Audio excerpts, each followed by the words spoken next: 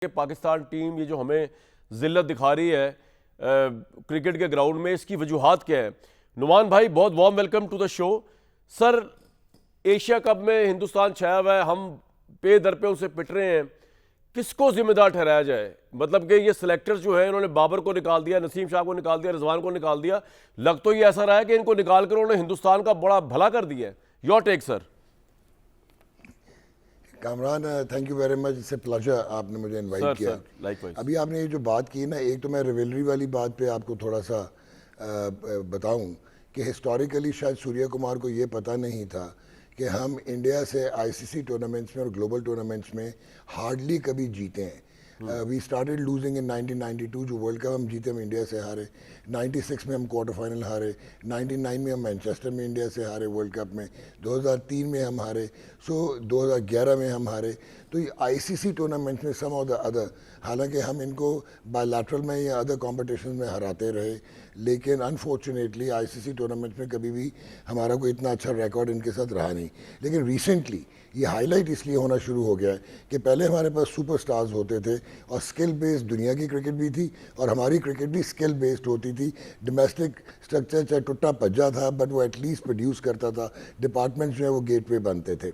अब हमारी cricket irrelevant हो गई है। ये आपको शायद बड़ा अजीब सा लगे। We are not relevant to modern cricket. और अगर हम ये सोचें कि हम बड़ी टीमों से जीत सकते हैं तो ये हमारी खाम ख्याली होगी। ना आपके पास स्किल है, ना आपके पास सुपर फिटनेस है, ना आपके पास मॉडर्न टूल्स हैं, और वो जो है बाकी टीमें बहुत आगे जा चुकी हैं। इंडिया की टीम स्ट्रक्चर्ड पाथवे से आती है और उनके पास सारे मॉडर्निटी और मॉडर्न टूल्स हैं। मेरिट पे सिलेक्शन होती है। फिर दूसरा जो हमने अपना सत्यानाश किया, जो हमारे पास लड़के थे भी, बाबर आजम और Mohammad Rizwan, they were other reasons than cricket, कि हमने उनको बाहर कर दिया पर्सनल डिसलाइक्स में। अब आपको मैं एक हैरान कुन चीज़ बताऊंगा कि बाबर का 131 का स्ट्राइक रेट था लास्ट 10 T20 इंटरनेशनल में, और करियर स्ट्राइक रेट इंटरनेशनल 129। आपने कप्तान बनाया जब सलमान अली आगा को, जो फिट ही नहीं होता, इररेलेवेंट टू T20 क्रिकेट, उसका 80 का स्ट्राइक रेट था और अब 111 का, तो और इस एशिया कप में 82 का स्ट्राइक रेट है। तो आप तो खुद ही अपने आप को कॉन्ट्राडिक्ट कर रहे हैं। एक लड़का आपने हसन नवाज लिया, उसको 2 हफ्ते पहले आप कहते हैं कि वो एक जनरेशनल टैलेंट है। उसका T20 इंटरनेशनल्स में इस वक्त वो जो 21-22 खेला है, 158 का स्ट्राइक रेट था और 100 उसका 43 का ऑल T20s में है। तो अब हारिस जो है उसका 137 का स्ट्राइक रेट है, मोहम्मद हारिस का। कल हारिस को बैटिंग नहीं कराई, हसन नवाज को ड्रॉप कर दिया, और आप हमें तकरीर करके गए थे कि हमने इसलिए बाबर और रिजवान को हटाया क्योंकि हम इंटेंट और मॉडर्न क्रिकेट खेलना चाहते हैं और उनका टेम्पलेट इररेलेवेंट है। हम इंटेलेक्चुअली डिसऑनेस्ट हैं, बैड सिलेक्शंस हैं, पर्सनलाइज हमने किया हुआ है, और एक कुंभा सिस्टम चल रहा है हमारी क्रिकेट टीम में। And then you expect that we could beat a meticulous team like India. Numan भाई, किसको आप जिम्मेदार ठहराएंगे? मतलब कि मैनेजमेंट है, कैप्टन की पैथेटिक डिसीजन मेकिंग है? मतलब I totally agree with you. एक तो मेरे ख्याल में तो शाहीन शाह अफरीदी को जल्दी ले आना चाहिए था। जिस तरह की उससे परफॉर्मेंस इंडिया के खिलाफ दिखाई, इतने प्रेशर मैच में, उसको आपने बाहर बैठा के पता नहीं क्या किया। बॉलिंग वैसे उससे आजकल नहीं हो रही। तो साइम अयूब जो है, उसका समझ नहीं आ रहा, उसके इतनी बैड परफॉर्मेंस के बाद समझ नहीं आ रहा वो कोई सिफारिश पे चल रहा है या किस पे चल रहा है। अगर मेरिट को देखा जाए तो साइम अयूब की तो टूर्नामेंट में फिर इस मैच के लिए जगह बनती ही नहीं थी। तो किसको रिस्पॉन्सिबल ठहराया जाए? कैप्टन को, सिलेक्टर्स को, मैनेजमेंट को? कौन फैसले वहां करता है? मुझे तो कैप्टन की तो नजर ही नहीं आती उधर। देखिए, ना कैप्टन की प्रेजेंस है, इसीलिए तो वो कैप्टन है। अच्छा। और अनफॉर्चुनेटली हमने आकिब जावेद को लिया था, जो कि डायरेक्टर है, और वो जो है वो कहते हैं ना, jack of all trades, one man calling the shots. और फिर आपके जो कुछ एडवाइजर्स हैं चेयरमैन के, दे डायरेक्टली इंटरवीन। और इवन माइक हैसन जो है वो तकरीर कर सकता है, लेकिन उसके हाथ में, इख्तियार में कुछ नहीं होता। अभी कल के मैच में मैं आपको जल्दी से एक चीज़ हाईलाइट करके बताऊंगा कि 91 रन्स थे आपके 10 ओवर में। उससे ज़्यादा अच्छा आपको वो नहीं मिल सकता था स्प्रिंग बोर्ड। आपने पावर प्ले में आपने 55 किया हुआ था, जहाँ पे आपने स्ट्राइक रोटेटर भेज दिया जो कि हुसैन तलत, वो कहाँ से बनता था? वहाँ पे तो आपको हिटर आना चाहिए था, आपने हारिस को घर लेके जाना था। आपने अभी जो शाहीन की बात की, शाहीन ने पिछले 2 मैचेस में 250 के स्ट्राइक रेट से रन्स किए हुए थे। आपने वो खिलाया हुआ था राना फ़हीम अशरफ, उसको आप ऊपर भेजते अगर आपको लेफ्ट हैंडर्स का था। इसने साहबजादा फरहान 50 कर चुका था, दोनों ने 17 गेंदों पर 17 रन्स किए।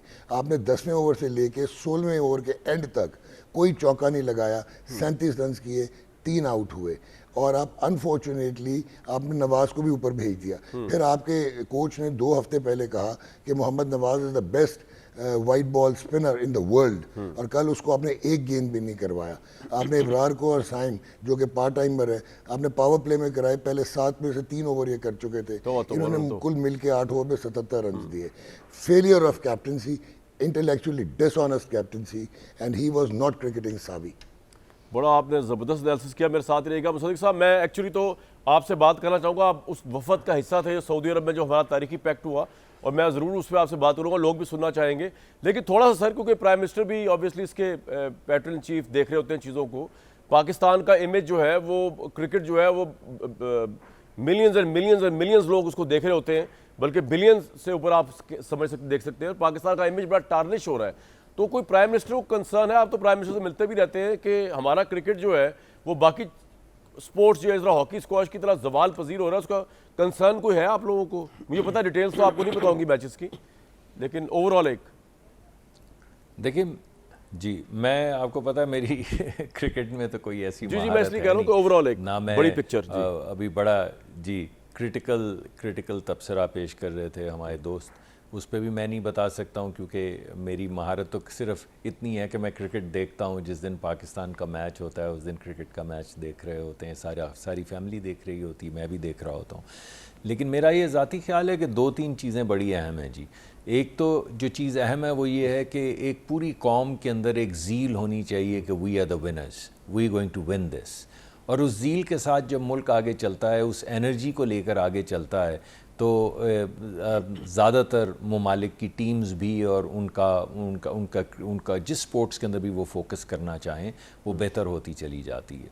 दूसरे मैं समझता हूँ कि जो हमारी बेंच स्ट्रेंथ है, होता है ऐसे कि हमारा अगर अच्छा स्टार्ट हमें मिल भी जाए, चले एक मैच के अंदर तो हम मान लेते हैं कि शायद कैप्टन जो हमारे हैं उन्होंने कुछ डिसीजंस अच्छे नहीं किए। मेरे पास तो महारत नहीं है, लेकिन मैं जैसे कि माहिरीन कह रहे थे, मैं I am just going along with that. लेकिन ज़्यादातर आप देखते हैं कि हमें अच्छा भी स्टार्ट मिल जाए तो जिस वक्त थोड़ी देर के बाद 1 डाउन 2 डाउन या 3 डाउन के बाद एकदम से लाइन लगनी शुरू हो जाती। जी एग्जैक्टली। तो वो जो डिसिप्लिन है, जो बेंच स्ट्रेंथ है, वो बेंच की डेप्थ नहीं है, बेंच की स्ट्रेंथ नहीं है। और मेरे ख्याल में इवेंचुअली जिस तरह की टीम खेल रही हो उसी तरह की आपके पास 1 2 3 टीम्स जितने बच्चे होने चाहिए जो एक से बढ़ के एक हो।